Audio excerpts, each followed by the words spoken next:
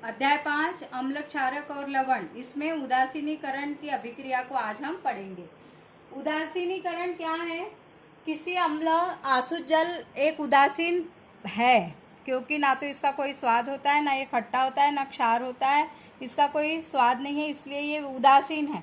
अगर अम्ल और क्षार का परीक्षण इसके साथ किया जाए तो ये कोई क्रिया नहीं करता है। किसी अम्ल और किसी क्षारक के मध्य होने वाली क्रिया उदासीनीकरण कहलाती है।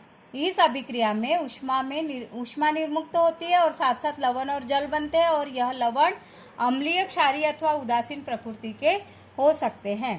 तो अम्ल और क्षार मिलाने पर क्या बनता है? लवण, जल और ऊष्मा निकलती है।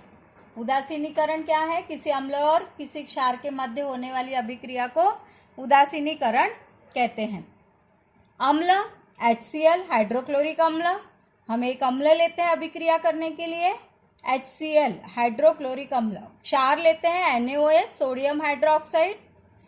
फिर लवण बनता है NaCl, जो हमारा सोडियम क्लोराइड, जो खाने वाला नमक होता है, लवण। फिर जल बनता है H2O और ऊष्मा निकलती है। इस तरह ये उदासीनीकरण की अभिक्रिया है। अम्ल और क्षार के मध्य होने वाली अभिक्रिया को उदासीनीकरण कहते हैं। इसमें लवण, जल और ऊष्मा बनती है। तो इस तरह ये उदासीनीकरण की अभिक्रिया को समझाइए। ये प्रश्न का उत्तर आपका हो जाता है। अब दैनिक जीवन में उदासीनीकरण का क्या महत्व है, क्या क्रियाएं हैं? अपाचय।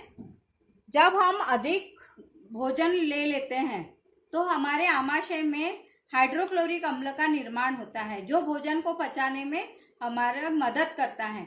लेकिन कभी कभी ये क्रिया ठीक से ना होने पर हमें अपचन हो जाता है, जिसके कारण हमको खट्टी डकारें आना या फिर अन्य कोई प्रॉब्लम भी हो जाती है। इसके लिए इसको हमको ठीक करने के लिए हम प्रति अम्ल की गोलियां लेते हैं।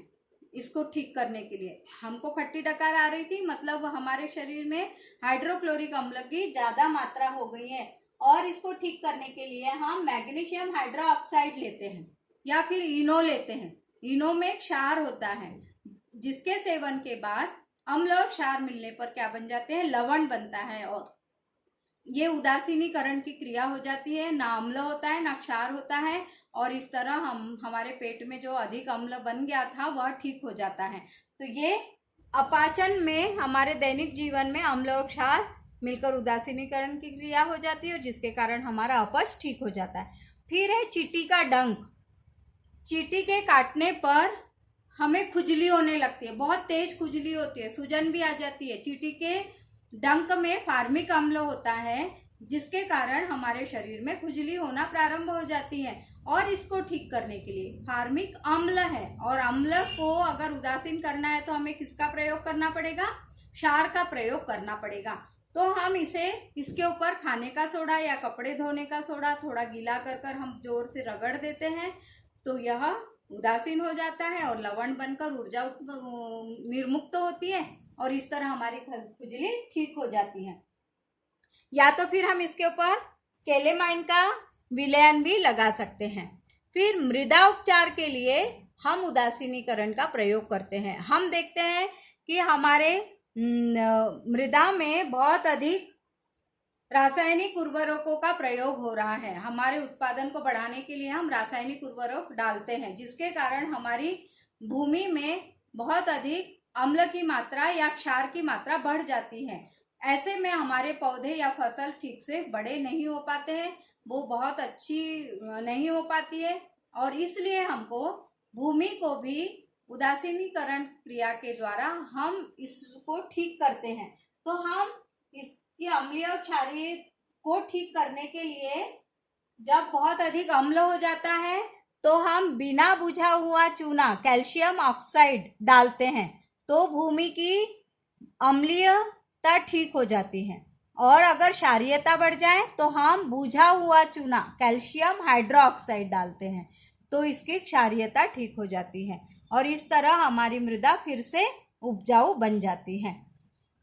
और अगर क्षारीय पदार्थ बहुत अधिक होता है तो हम जैव पदार्थ डालते, खाद डालते हैं, जैविक खादों का उपयोग करते हैं, और जिससे मृदा उदासीन हो जाती है और हमारी जमीन की पैदावार बढ़ जाती है। फिर कारखानों का अपशिष्ट ठीक करने के लिए हम उदासीनीकरण की क्रिया करते हैं।